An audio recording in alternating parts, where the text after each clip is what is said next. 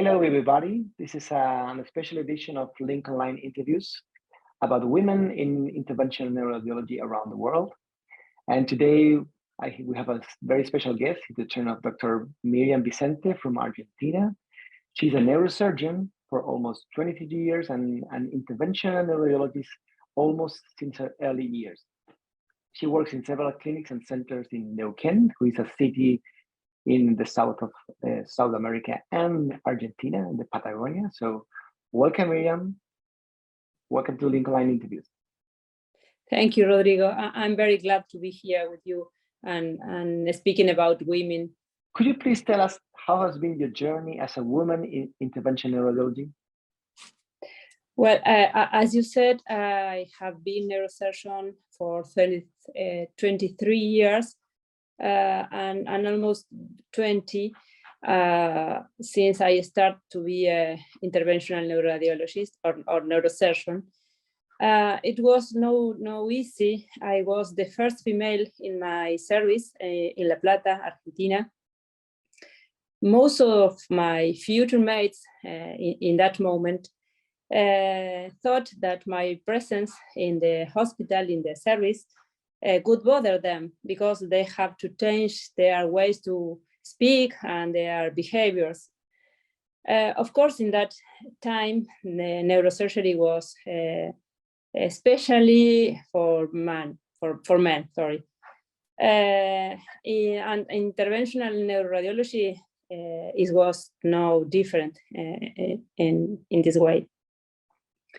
But now here in Argentina, we have only 10 women in neurointerventional, and many others are in training. We represent approx 15% of women practicing. How do you foresee the future for women in the specialty in the country? Day after day, more women are in medicine in general. So I think it's becoming more and more, but it is a very slow. It is slow, no, because we have many barriers to cross yet. Can you tell us some specific barriers that you have felt? The medical specialties that deal with radiation are a great barrier for women, due especially for pregnant, In my opinion, it's not only the radiation itself, but the fact of being outside the OR during our pregnant period. We feel that we lost skills while we are away of the operating room. You are the mother of 2 girls. And I am the mother of 2 girls, yes, Lucia and Maria. That's great. Congratulations. Thank you. So how was that experience of pregnancy during your early works in interventional neurology? When I was pregnant of Lucia, my first daughter, the first I thought was, oh my God, what will I do with the baby during the pregnant? As I said before, I will lose my space. But then I worked a lot with patients out of the operating room. I was in the post-operative controls. I was teaching, I was writing, I was studying. So I was working. Then 1 month before Lucia born, it was my first experience with her in my hands. I went to a congress, and then I felt I can do whatever I want with my daughters. This was a very special moment for me. I am a mother, and I can deal with it. Okay, so you passed that like that event, and you feel more strong than before. This is my best sensation that I could realize that I can do what I want, being a mother, being a wife, being a woman. So that's a very good experience, because that would give an example for other women that perhaps are thinking now or becoming interventional neurologists, and you have several years and barriers that you've had to cross. I remember, so sorry, I remember that when I was pregnant, I talked with a very, very big woman here who is Graciela Zúcaro. He was a pediatric neurosurgeon. And I asked her, what will I do with my baby, with my work? And she told me, you can do everything you want. And it was amazing for me, that words. That's a great word. Yeah, that's fantastic mentor that you have in that moment. That's fantastic to have. Yes, so, of course. What do you think that are the strengths of being a woman in this specialty? We have a lot of strength that but I don't know. We have a lot. We had we are brave. We can deal with people. We have a very special sensitivity with patients. We have, I think, we are more empathic with patients, and I think they are our strengths. Yes.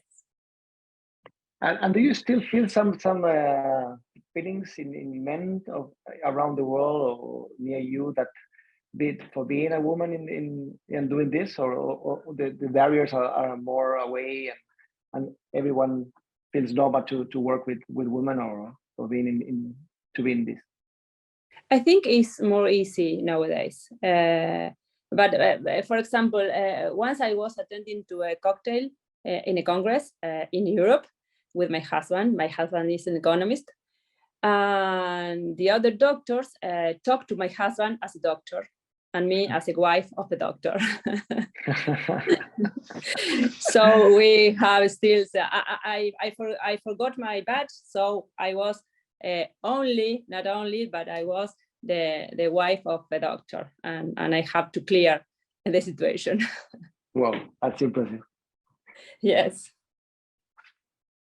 So in Latin America, there's a growing number of women around South America. Do you have a numbers, or can you talk about your colleagues recently? Yes, recently, Doctora Luana from Brazil presented a paper talking about our experiences as women in neurosurgery. I don't know if you have read it. And we are in Latin America about 15 or 20% of women in neurointerventional. That's great. We're going up. Yes, we are coming up. Yes. So happily. I want to talk about something that you have been doing that's very special. You have been one of the key leaders for stroke in your country and pushing for its development. So could you tell us what have you done about laws and all the work that you have been doing? Yes, of course. As you said at the very beginning, I work in Neuquén. Neuquén is the north of Patagonia.